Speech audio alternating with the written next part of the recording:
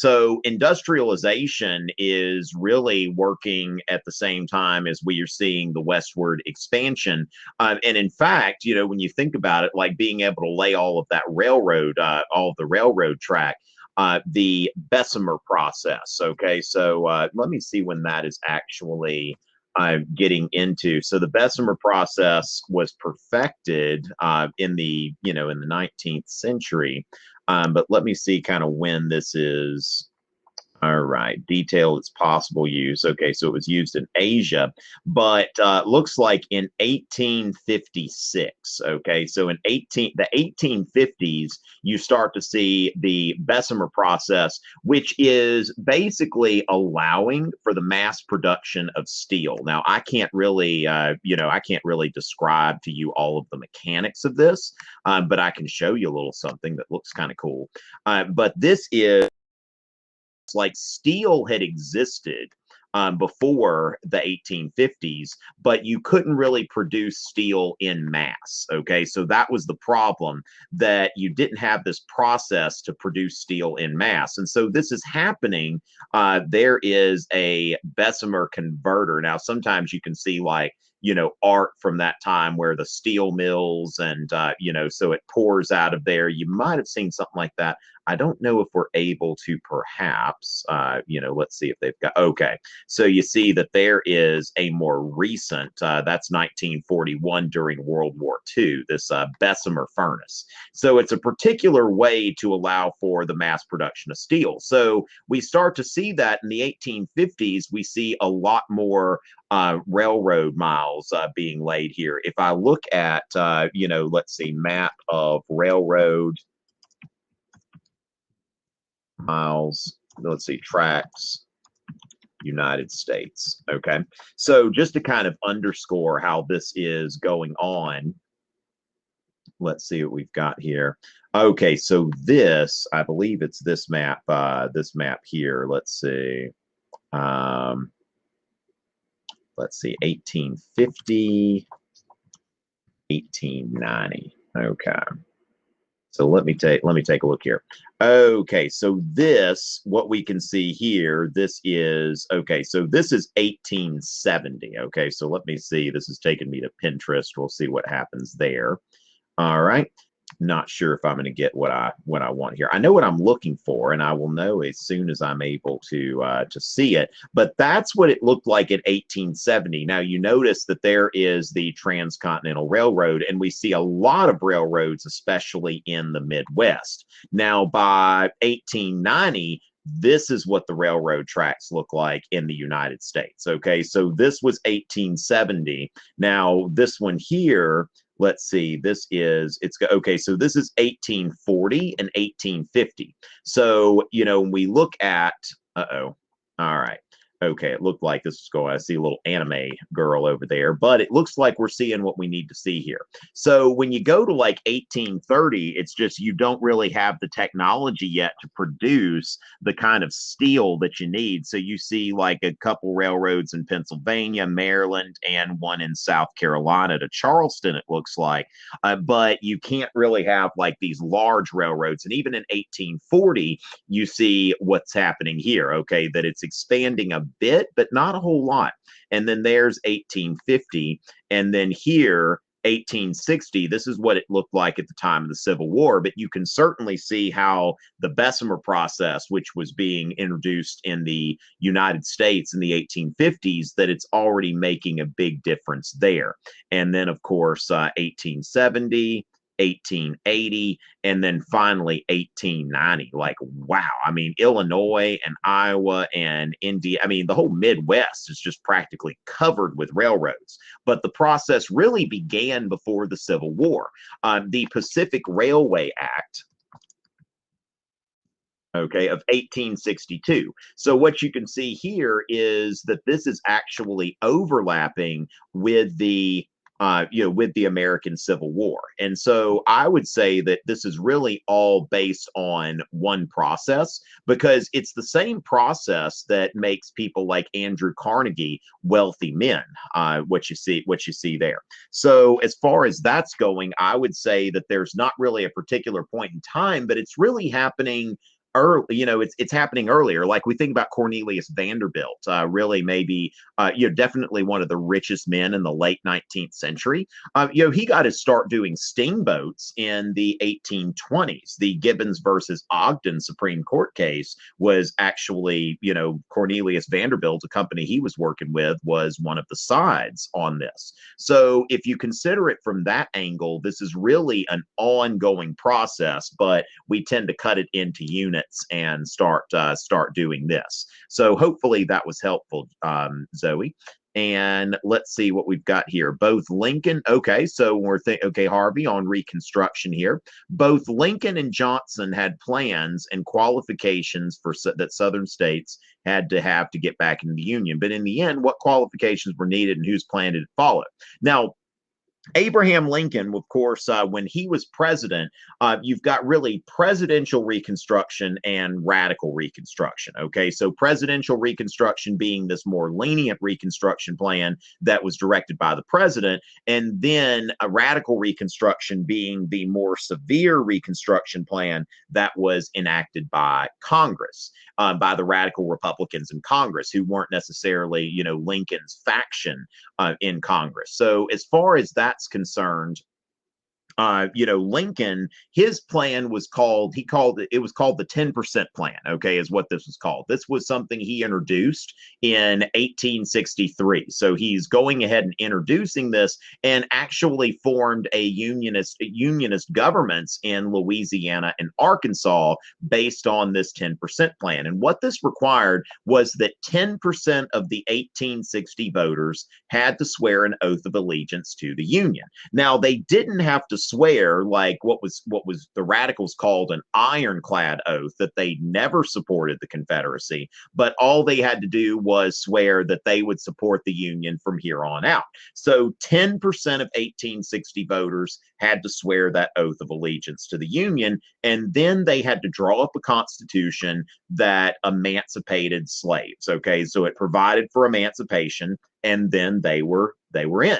Okay, so that is the end of that. So presidential Reconstruction, remember that Lincoln's goal in fighting the Civil War, his number one goal, was to preserve the Union. Now, Johnson wanted to pretty much follow, the details of Johnson's Reconstruction plan as opposed to Lincoln, that's not anything that I've ever had to, as a U.S. history teacher, that I've ever had to really delve into. Okay, I've never really had to look into that. And it's not really going to be important for your course or your exam. What you need to understand is the difference between presidential Reconstruction and radical Reconstruction. So while Abraham Lincoln had his 10% plan, the radical Republicans in Congress, they proposed in 1864, Congress passed the Wade-Davis bill. Okay, so in 1864, Congress passed the Wade-Davis bill, which really a lot of this ended up being incorporated into the into the 14th Amendment. Okay, so as far as that goes, some of this is actually kind of counterintuitive. Like it's almost weird, because what they're wanting now, they want some things, and this is really what we're going to see in radical Reconstruction. Lincoln pocket vetoed the Wade-Davis bill. All right, so in 1864 this was passed, but Lincoln pocket vetoed it. And so as far as that goes, they didn't like the 10% plan. Okay, it was too lenient. And so what they said here, that former Confederate states, a majority in each ex-Confederate state, had to take the ironclad oath. Now, the ironclad oath was something that said that they had never supported the Confederacy. Okay, they had never supported the Confederacy at all. And so then they also wanted Confederate leaders disenfranchised and the like. Okay, so they wanted something a lot more stringent there, dealing with the former Confederate states. And so as far as that goes, we see that that's okay. So, but Lincoln pocket vetoed this. Okay, so as far as that goes, that's that. But the radical Republicans, and these were not Lincoln's faction of Republicans. These were, well, that's why they're called the radicals, because they were really on like the far end of their party. But they wanted to see, kind of a bit of a revolution in the South, because they not only wanted to see emancipation, but they wanted to see the guarantee of citizenship and civil rights and political participation for African Americans, which is something that Lincoln never made a non-negotiable. The only non-negotiable for Lincoln was emancipation. Okay, so when we think about the 13th, 14th, and 15th Amendment, the 13th Amendment is the Emancipation Amendment. The 13th Amendment is the one that says basically that slavery and involuntary servitude, unless you're a prisoner, in jail for a crime or something like that, then that's illegal now. Okay, that's all Lincoln wanted. And it didn't necessarily say, remember that Dred Scott said that the Dred Scott decision, the Supreme Court had said already that people of African descent could not be citizens of the United States, okay, could not be citizens of the United States. So, that's really, Lincoln was not demanding African American citizenship. All right, so that's really the big difference between presidential radical Reconstruction. Hip Hughes calls it hugs and slugs, that basically Lincoln wants to give the South a hug and the radical Republicans want to give the South a slug. Okay. So how were African Americans affected by Reconstruction? Okay, so Carla, what we see first of all, okay, is during presidential Reconstruction, which is one of the reasons why radical Reconstruction gained steam, is because essentially what happened was a lot of the former Confederate states, they passed what are known as black codes, okay, and these black codes are, essentially saying that African Americans are not going to be citizens of these states, and that they will have, they'll have restrictions. So, such as the Mississippi Black Code said that, African Americans cannot, they can't own a firearm like white people can. They can't be drunk. They can't buy liquor. They can't have a Bowie knife even. If a black minister wants to preach the gospel, the black minister then has to,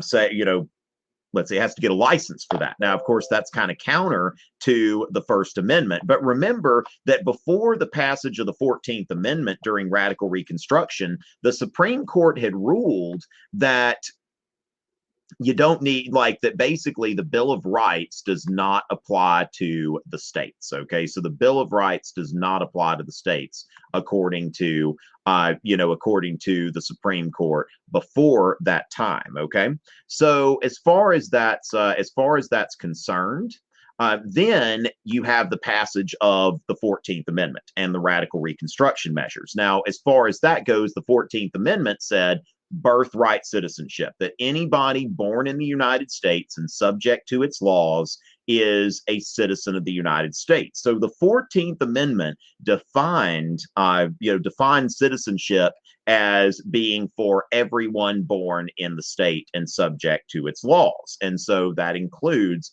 African Americans. And then we see with the Wade Davis bill some of the provisions where former Confederates were barred from voting or holding office, because that was something that happened right after the Civil War. And when Lincoln was admitting states back into the Union under the 10% plan, and then a lot of these former Confederate states, what ended up happening is they elected a lot of former Confederate leaders to Congress, and this did not make Northern Republican members of Congress very happy to see this.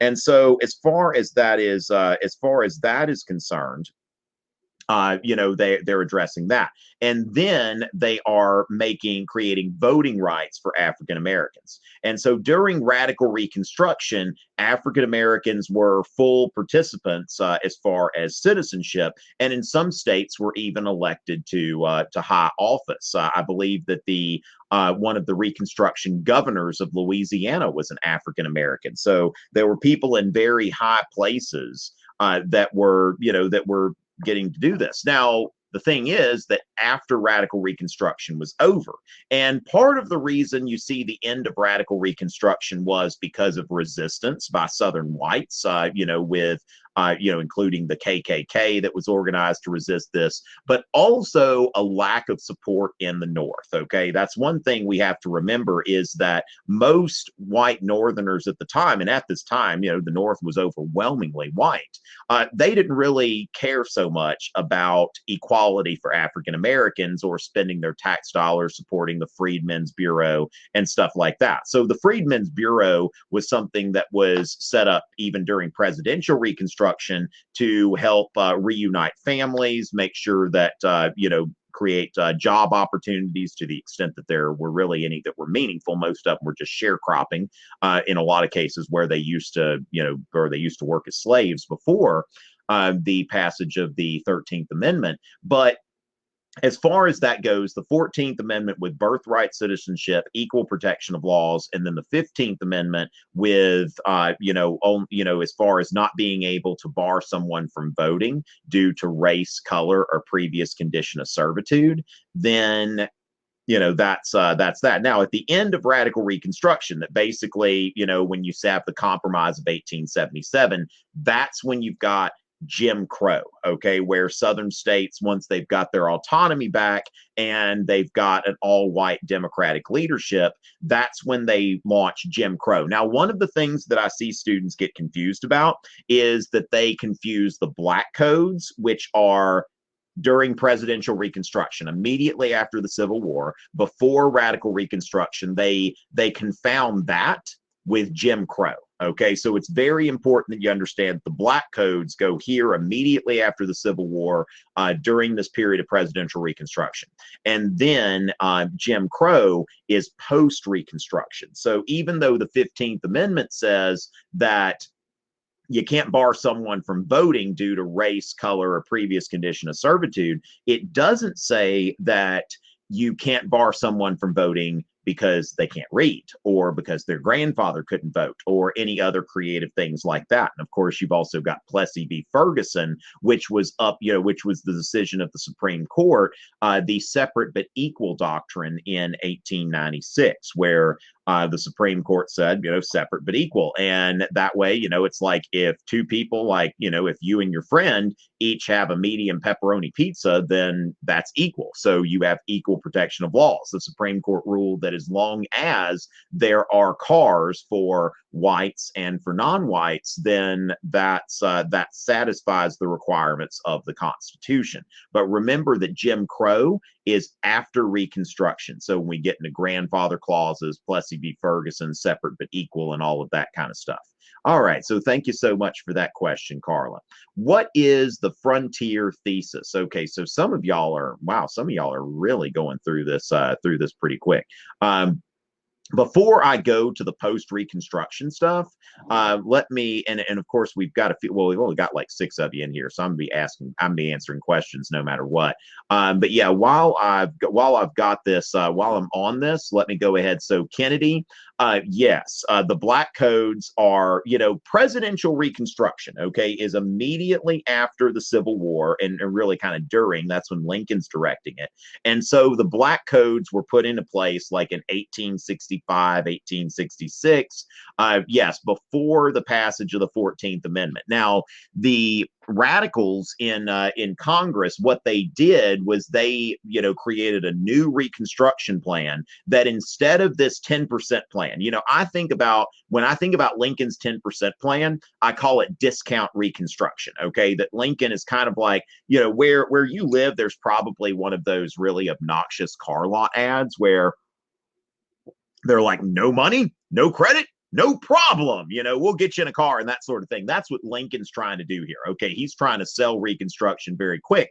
Whereas the radical Republicans, they then decide that to Lincoln, the legal status of the former Confederate states was irrelevant because they never left the Union. Okay, so Lincoln believed that secession was illegal. So these states have not legally left the Union. And so therefore, it was just a question of restoring order in these states and, preserving the Union, as Lincoln hope to do with as little alteration as possible, except for abolishing slavery, of course. And that's, of course, even later in the war where Lincoln even makes that an issue. And so as far as that goes, yeah, the black codes are before radical Reconstruction, and the radicals, they're like, move your feet, lose your seat. That the former Confederate states, that they're conquered provinces. Okay, so if they want to be states, they've got to basically get to the back of the line, and they've got to go through a process all over again. And so with that, part of this process that was prescribed by the radical Republicans in Congress was that the Southern states had to ratify the 14th Amendment. So yes, that was the 14th and 15th Amendment. This is radical Reconstruction, whereas the 13th Amendment was presidential Reconstruction. And the black codes didn't violate the spirit of the 13th Amendment, which just said basically there's no more slavery. It didn't say that there is equality under the law for all citizens of a state, or even who is a citizen even. Okay, so yes, Kennedy, good question there.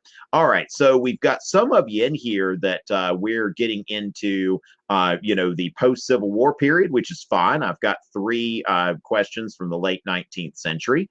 So Zoe, the frontier thesis, now also known as the Turner thesis. All right, this was Frederick Jackson Turner, and this was an essay that he wrote and he presented at the Columbian Exposition, the World's Fair, in 1893. And what he was saying, okay, so the 1890 census, before that, every 10 years when a census was taken, there was a frontier line. Okay, so there was a frontier line before like every year, and the frontier line kept moving back and back and back. Now, 1890, the census said there's no more frontier. Okay, y'all saw all of the railroad mileage that I just showed y'all, those of you who were here earlier, that you can see, okay, like when you are looking at, for example, let's see.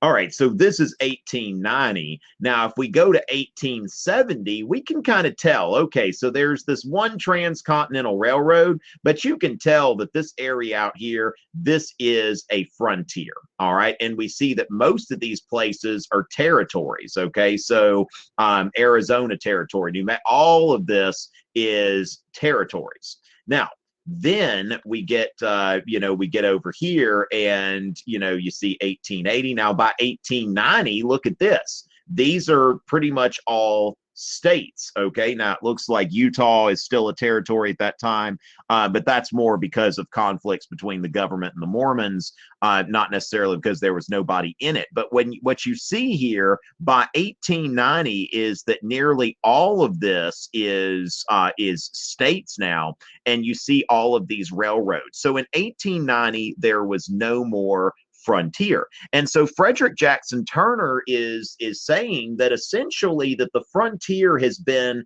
the significant, like, the history making part of, he said it's really the defining element of American history, because when you look at the original 13 colonies, that the colonies were European. All right, the people who settled these colonies were European, but as they continued to go west and move and move and move and move, as they continued to move west, they became more American. Okay, they developed values that were more distinctly American. They became more self-reliant. They became less European. And so as far as that goes, what we're seeing also is a trend toward urbanization. So at this point, there's no more of this, like the Homestead Act and all of this stuff that before that, when somebody was down on their luck, you could always go west and start a homestead and get some free land from the government. But this is not really, like as far as that goes, it's, where was I? All right.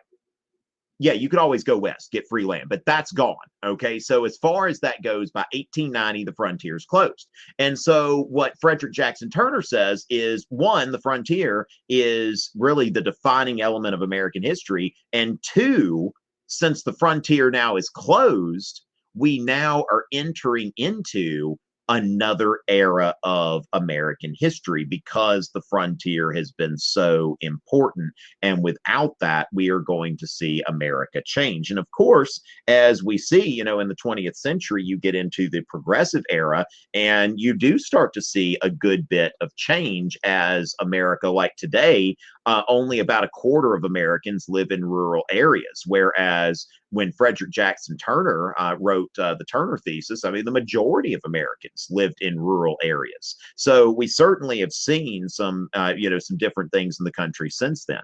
So thank you for that, Zoe. And as far as that goes, what did Andrew Carnegie do? Really now? Okay.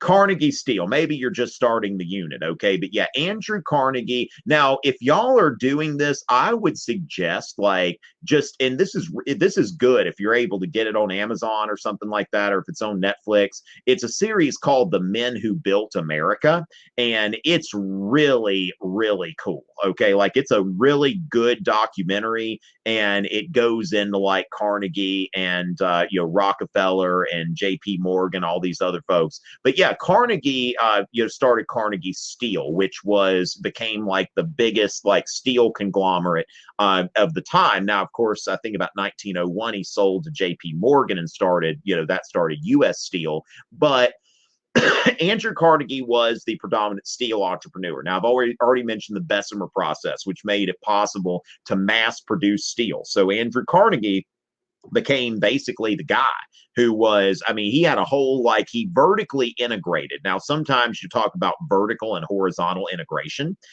is that by vertically integrating, he got the mines, he got, you know, the steel mills, he got basically the whole chain of the process of production. Okay, so he controlled the whole chain of production, start to finish, and continued to grow. I mean, Carnegie Steel was really big. And now, Carnegie later on became concerned about his image after the after the Homestead riots. Okay, so the Homestead riots, which killed a bunch of people in a strike breaking incident, a clash between the strikers, the Pinkertons. Andrew Carnegie became more concerned about his image and got into philanthropy. Carnegie and Rockefeller did a great deal of philanthropy. Now, philanthropy is literally love of man, and it is like Carnegie founded, I think, over 2,000 public libraries, like funded, just funded these libraries. And also Carnegie Hall is named for Andrew Carnegie, Carnegie Mellon University in Pittsburgh. So philanthropists, they tended to do things that, promoted education, promoted the arts, or promoted public health. So Andrew Carnegie was a steel entrepreneur and philanthropist. All right. What was the cause, reason? Okay. So as far as that goes, okay. So Zoe, the Chinese Exclusion Act. All right. So what happened here is the Transcontinental Railroad. Okay. So from one end, it's coming from California, and from the other end, it's coming from if I'm not mistaken, Kansas, Nebraska. Let's see where this thing's starting. All right. So as far as this goes, the first Transcontinental Railroad, you had the Union Pacific and Central Pacific Railroad. So yeah, excuse me, they're going through Nebraska from here, and this is a lot of Irish immigrants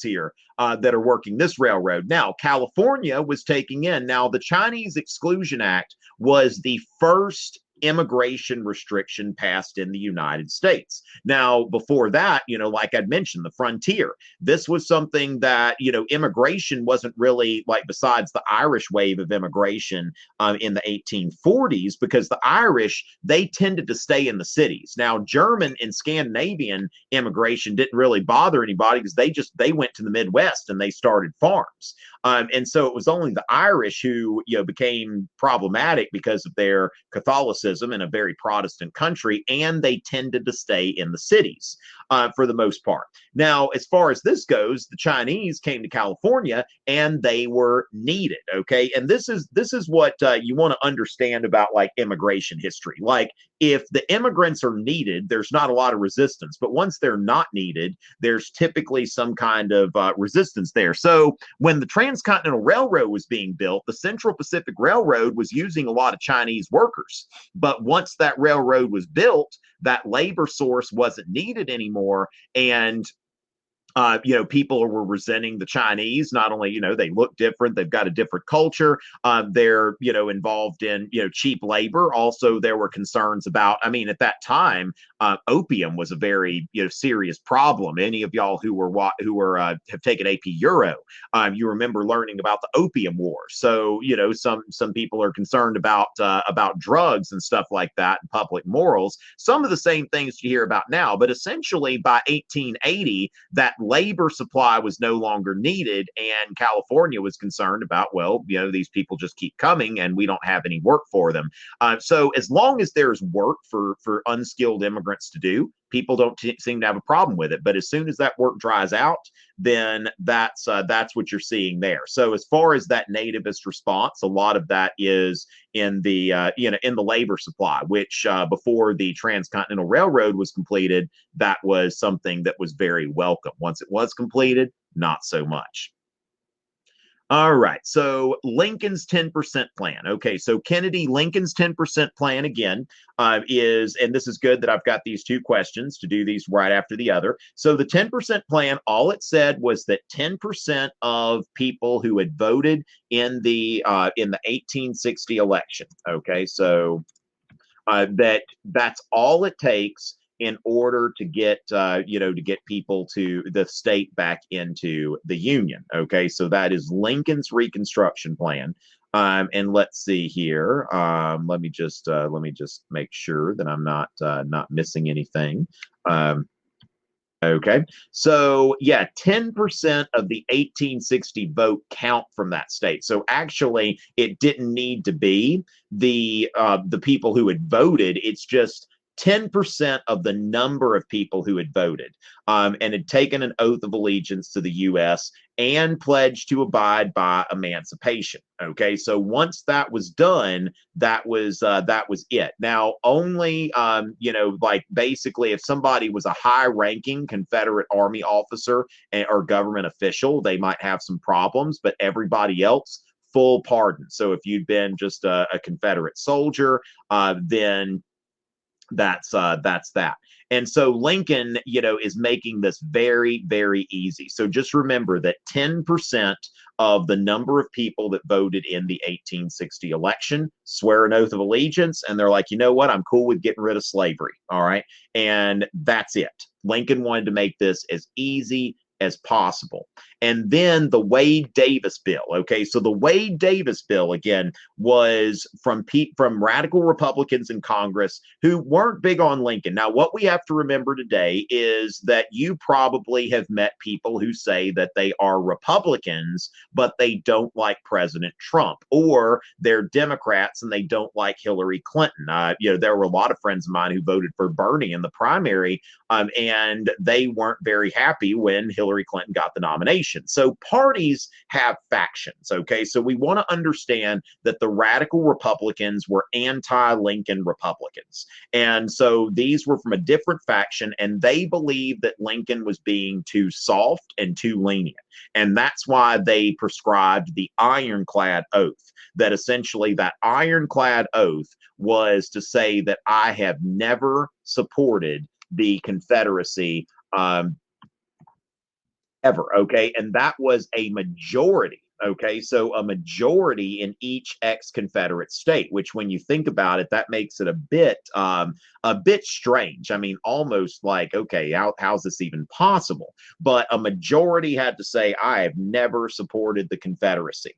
And so as far as that goes, that's what they wanted. And also, let me make sure here. So the ironclad oath, and yeah, so Lincoln used a pocket veto for this. Okay, now Lincoln, historians have argued a couple of different things here.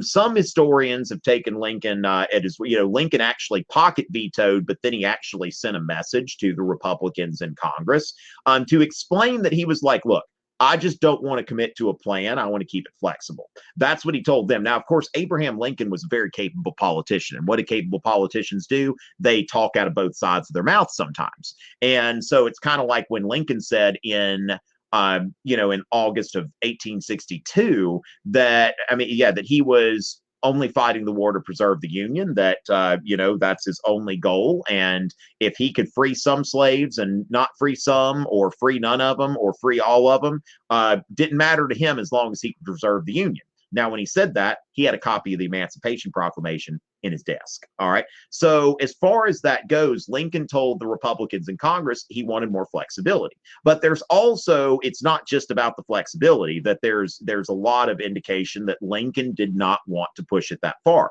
because Lincoln was not a radical. Okay. Lincoln was really, I don't see a problem with people calling Lincoln conservative. At the very least, he was a moderate, but certainly I think that Lincoln had a bit of a conservative streak about him. And he realized, like, look, we can take care of the rest later, but let's not push this thing too far. Now, the radicals had a different mindset regarding this.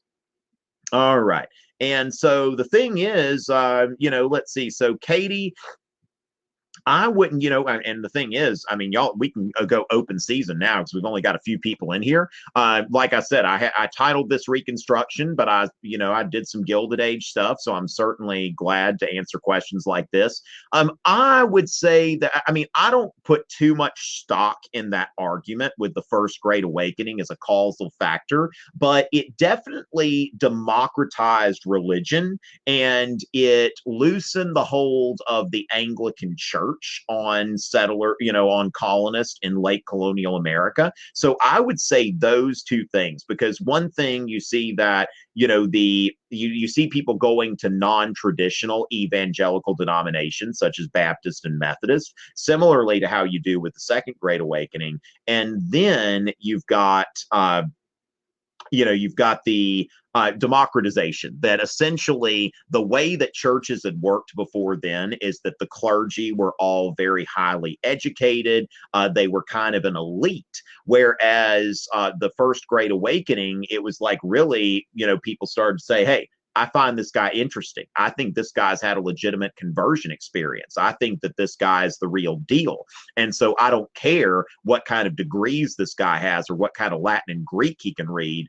I care about, hey, I really like this preacher. So the democratization of religion, and then, and kind of the anti-elite sort of sentiment there. And then that the Anglican Church is being undermined. One thing to note, like I was pulling up religious demographics of the United States yesterday for some tutoring clients, and we were looking at it, and it's like, less than 2% of Americans are Anglican or Episcopalian today. Whereas when you look back at, colonial America, that was the dominant religion at that time. So you can see definitely that, that had an effect. And as the influence of the Anglican Church goes down, then so does the sympathy with the British, as that was their official religion. All right, so we're done answering that. All right, so we've got technically about 15 minutes, but I know we had a small group today. Now, Fiveable is, transitioning toward a members-only broadcast, okay? So when it comes down to it, when we've got these small groups, we can certainly, I'll certainly give preference to the questions that seem to be on point to where people are, but you are certainly welcome to ask me general questions about APUSH. And in fact, next week, I'm going to be focusing on reviewing. We're going to be focusing on like maybe up to through the Constitution or through the election of Jefferson or something like that. Okay, so we'll do the so-called like periods 1 through 3 up to 1800. So we will be focusing, because most of y'all have midterms coming up over the next couple weeks, and we want to make sure y'all are prepared for that. All right, so if there are no other questions coming in, thank y'all so much. And remember, we will probably be seeing smaller groups for a little while, and those groups will grow in the spring as people are getting interested in Fiveable. All right, so with that, I think with no other questions, we'll go ahead and call it a night. Thank you so much, Carla. And remember, next week, now also stay tuned with your email.